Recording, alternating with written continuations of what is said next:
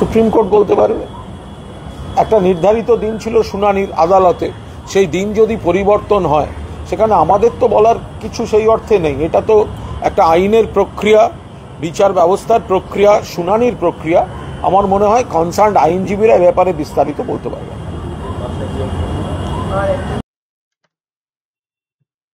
নমস্কার প্রিয় দর্শক, আপনারা দেখছেন দ্য কেবি নিউজ প্লাস। আপনাদের সঙ্গে কথা বলছি আদিত্য। গতকাল ডিএ মামলার পর আজকে এসএসসির যে চাকরি হারা মামলা, সেটাও 3 সপ্তাহের জন্য পিছিয়ে গেল সুপ্রিম কোর্টে। যথারীতি ঝুলে রইল 25,753 জনের চাকরির যে সিদ্ধান্ত ভবিষ্যৎ, যথারীতি সেটা সুপ্রিম কোর্টে ঝুলে রইল।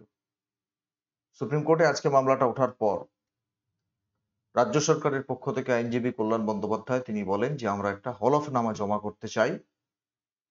এর পাশাপাশি এসএসসির তরফ থেকেও বলা হয় যে আমরাও হলফনামা জমা করতে চাই। তখন সুপ্রিম কোর্টের যে 3 বিচারপতির বেঞ্চ, ডিওয়াই চন্দ্রচূড়ের নেতৃত্বে, তারা তখন বলেন যে আমরা 5 পক্ষের বক্তব্য শুনবো, তারপরে আমাদের যে সিদ্ধান্ত সেটা জানাবো। 5 পক্ষ কারা কারা? রাজ্য সরকার, এসএসসি, মূল মামলাকারী এই মামলার, চাকরিহারা যারা, এবং সিবিআই। এই 5 পক্ষের মামলা শুনবেন বলে সুপ্রিম কোর্টের বিচারপতিরা বলেন। এবং এর বাইরেও যদি কেউ কিছু বলতে চান, হলফনামা দিতে চান, তাহলে তাদেরও জানাতে বলা হয়েছে। এর জন্য এই 5 পক্ষ সময় পাবেন আগামী 2 সপ্তাহ। তারপরে আর কারো বক্তব্য শুনবে না সুপ্রিম কোর্ট।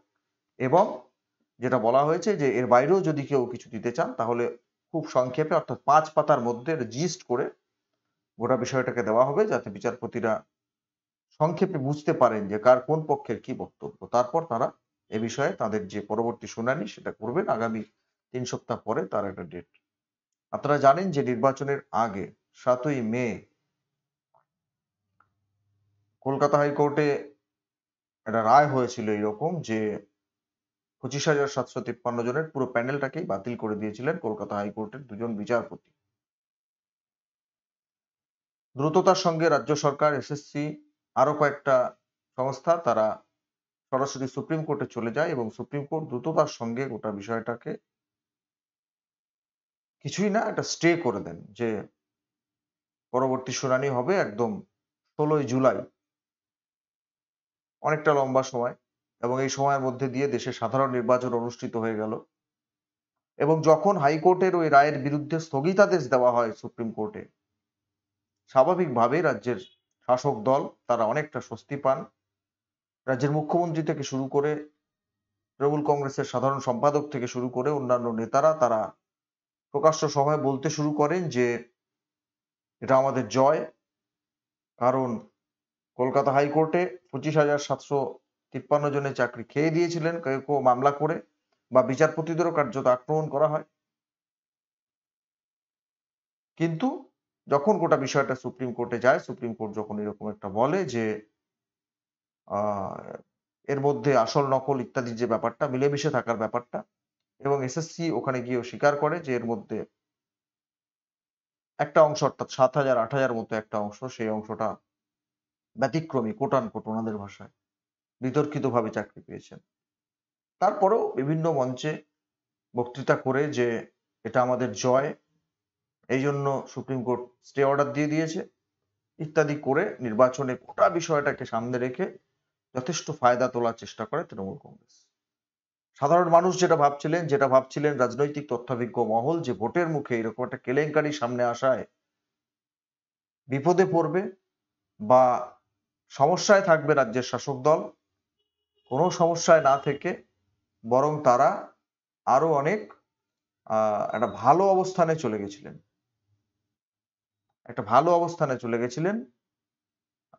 এই যে স্টেটা আনতে পেরে, অর্থাৎ সুপ্রিম কোর্ট এটার উপরে স্থগিতাদেশ দিয়েছে, আমি মুখ্যমন্ত্রী আপনাদের পাশে রয়েছি, আপনাদের কারো চাকরি খেতে দেব না।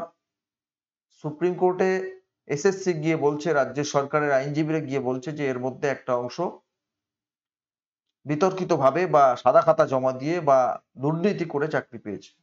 আর মুখ্যমন্ত্রী সব জায়গায় বলছিলেন যে এতজনের চাকরি খেতে দেব না, কারো চাকরি খেতে দেব না, সবার পাশে আছি, এরকম বলছিলেন, সবাই বলছিলেন। এবং তার সুফল কিন্তু এই নির্বাচনে তৃণমূল কংগ্রেসের পক্ষে গেছে বলেই যে ফলাফল সেটাতে পরিষ্কার।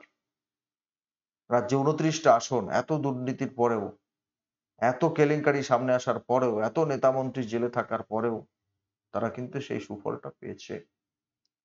আজকে যখন গোটা বিষয়টা এটা এতদিন পর্যন্ত স্থগিতাদেশ ছিল এবং এখন একটা আজকে ডেট ছিল যে হয়তো শুনানিতে কিছু পরিষ্কার হবে, কিন্তু না, আজকেও কিছুই হলো না। আজকে ওই একটা কথা শুধু বলে দেওয়া হলো যে 3 সপ্তাহ পরে শুনানি এবং 2 সপ্তাহের মধ্যেই 5 পক্ষকে হলফনামা জমা দিতে হবে। 5 পক্ষের বক্তব্য শোনার পর বিচারপতিরা যা করছেন তাই করবেন। এরকম একটা সিদ্ধান্ত হয়েছে। স্বাভাবিকভাবেই রাজ্যের যারা শাসক দল তাদের হাসি চওড়া হচ্ছে। কারণ তারা তো এটাই চান টালবাহানা করে যতটা পিছোয়, এবং কুণাল ঘোষ আজকে বললেন না যে সুপ্রিম কোর্টের ব্যাপার, সুপ্রিম কোর্ট ডেট পিছিয়ে দেয়, আমরা কি করব? আপনারা কি করবেন? আপনারা কি করবেন? হলফনামা দেবেন বলে সময়টা তো আপনারাই চেয়ে নিলেন। কল্যাণ বন্দ্যোপাধ্যায় আজকে বলেছেন যে আমরা একটা হলফনামা দিতে চাই, আর এসএসসিও বলেছে আমরা হলফনামা জমা করতে চাই। সুপ্রিম কোর্ট বলেছে ঠিক আছে, দেবেন, তারপরে শুনবো। তাহলে আপনাদের কোনো দায় নেই। সময়টা তো আপনারা কেনার চেষ্টা করছেন এবং কিনে কিনে যতটা পিছনো যায়, পিঠের চামড়া যতটা বাঁচানো যায় সেটা করছেন। আর এখানে এসে বলছেন যে সুপ্রিম কোর্ট যদি পিছিয়ে দেয় আমরা কি করবো? মানে জলবৎ তরলম, একদম বাচ্চা ছেলের মতো। বিষয়টা আসলে তা নয়, কিন্তু যেটা বললাম আমি। আর একটা বিষয় আমার খুব কৌতূহল ছিল আজকে, সেটার দিকে তাকিয়েছিলাম, জানি না সেটা নিয়ে কোর্ট কিছু বলেছেন কিনা, কোনো বা যে স্টেটাস কো আছে সেই পর্যায়েই থেকে গেল কিনা ব্যাপারটা। এমনি এই মামলা সংক্রান্ত বিষয় যা হচ্ছে সে তো হবেই, কিন্তু এই যে সুপার নিউমেরিক পোস্ট ক্রিয়েট করেছিল আমাদের রাজ্যের মন্ত্রিসভা, মাননীয় মুখ্যমন্ত্রীর নেতৃত্বাধীন মন্ত্রিসভা, শিক্ষামন্ত্রী ব্রাত্য বসুর উদ্যোগে মন্ত্রিসভা সুপার নিউমেরিক পোস্ট ক্রিয়েট করেছিল এবং তার জন্য হাইকোর্ট থেকে বলা হয়েছিল যে রাজ্যের এই সরকারের বিরুদ্ধে যদি সিবিআই তদন্ত করতে চায় তাহলে হেফাজতে নিয়ে তদন্ত করতে পারে। তখন এরা গিয়ে সুপ্রিম কোর্টে কান্নাকাটি করেছিলেন ভোটের আগে যে আমাদের নেতা মন্ত্রীদের যদি এইভাবে হঠাৎ করে মন্ত্রীদের যদি জেরা করার নামে গ্রেপ্তার করে নেওয়া হয় বা ঢুকিয়ে দেওয়া হয় তাহলে তো ভোটের সময় আমরা খুব মুশকিলে পড়ে যাব। সুতরাং এটাতে এখন স্টে দেওয়া হোক হুজুর। তো এখন তো সেটাতে স্টে ছিল এতদিন আজকে পর্যন্ত। তো নির্বাচন তো হয়ে গেছে, এখন তো আর ডেকে জিজ্ঞাসাবাদ করতে বা প্রয়োজনে ভরে দিতে ভেতরে কোনো অসুবিধা নেই তো। সেইটা নিয়ে কি হলো? আপনারা যদি কেউ যারা দেখবেন এই প্রতিবেদন, যদি আপনারা এই বিষয়ে কোনো আপডেট জানেন আপনারা বলবেন তো, যে মন্ত্রিসভার বিরুদ্ধে সুপার নিউমারি পোস্ট ক্রিয়েট করবার জন্য যে সিবিআই তদন্ত, সেই তদন্তের বিষয়ে কি হলো? সুপ্রিম কোর্ট আজকে সেটা নিয়ে কিছু বললেন, নাকি ওই যে স্থগিতাদেশ ছিল সেটা থেকেই গেল এখনো পর্যন্ত, আবার কতদিন পর্যন্ত?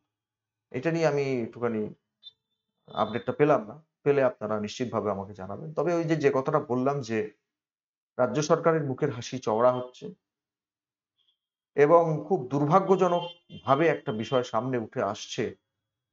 সুপ্রিম কোর্টে গেলেই রাজ্য সরকার বেশ একটা স্বস্তি স্বস্তি ভাব তাদের দেখা যাচ্ছে।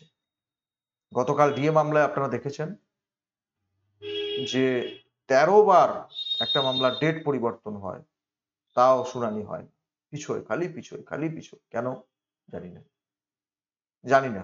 সংবিধানের মধ্যে বসবাস করে দেশের আইন ব্যবস্থা সম্পর্কে, দেশের সর্বোচ্চ আদালত সম্পর্কে সম্পূর্ণ শ্রদ্ধা রেখে আমাদের চলতে হয়, সেই শিক্ষা আমাদের। সুতরাং আমরা চাই না কোনো রকমের সন্দেহ প্রকাশ করতে, কিন্তু ব্যক্তিগতভাবে বর্তমানে প্রধান বিচারপতি যিনি ডিওয়াই চন্দ্রচূড়, তার যে সখ্য রাজ্যের মুখ্যমন্ত্রী মমতা বন্দ্যোপাধ্যায়ের সঙ্গে যেটা সামনে এসেছে বারবার ভিডিওর মাধ্যমে, সেটা কোথাও যেন একটা সন্দেহের উদ্রেক করে বই কি। তবু আমাদের পূর্ণ আস্থা, ভরসা, বিশ্বাস সুপ্রিম কোর্টের উপরে রয়েছে, দেশের আইন ব্যবস্থার উপরে, বিচার ব্যবস্থার উপরে রয়েছে। কিন্তু বারবার এই পিছিয়ে যাওয়াটা, এটা কোথাও একটা সর্বনেশে লক্ষণ। বারবার এইভাবে শুনানি পিছিয়ে যাওয়াটা অত্যন্ত অত্যন্ত আহ অশনি সংকেত। প্রিয় দর্শক, কি বলবেন আপনারা? আপনাদের মূল্যবান মতামত কমেন্ট বক্সে কমেন্ট করে জানাবেন। তবে রাজ্য সরকার, মমতা বন্দ্যোপাধ্যায়রা আজকে বগল বাজাচ্ছেন, আবার 3 সপ্তাহ পিছিয়েছে। আবার 3 সপ্তাহ স্বস্তি পাবো। এরপরের দিন গিয়ে হয়তো বলবেন, হ্যাঁ হুজুর বলেছিলাম 2 সপ্তাহের মধ্যে হলফনামা দেবো, কিন্তু এখনো আমরা ঠিক তৈরি হতে পারিনি। গতকাল বলেছেন না অভিষেক মনু সিংভি ডিএ মামলায় যে আমার একটু সময় লাগবে। পরের দিন হয়তো কল্যাণ ব্যানার্জি আবার গিয়ে বলবেন যে হলফনামা দিচ্ছি, একটু টাইম লাগবে, একটু হুজুর, ঠিক আছে আরো 4 সপ্তাহ। এটা হলে খুব খারাপ ব্যাপার হবে, ভীষণ খারাপ ব্যাপার হবে। ভোটে ফায়দা তো মিলেছে, এখন আবার সময় কিনে যতটা যাওয়া যায়, দুর্ভাগ্যজনক, আর কিছু বলবো না। ধন্যবাদ।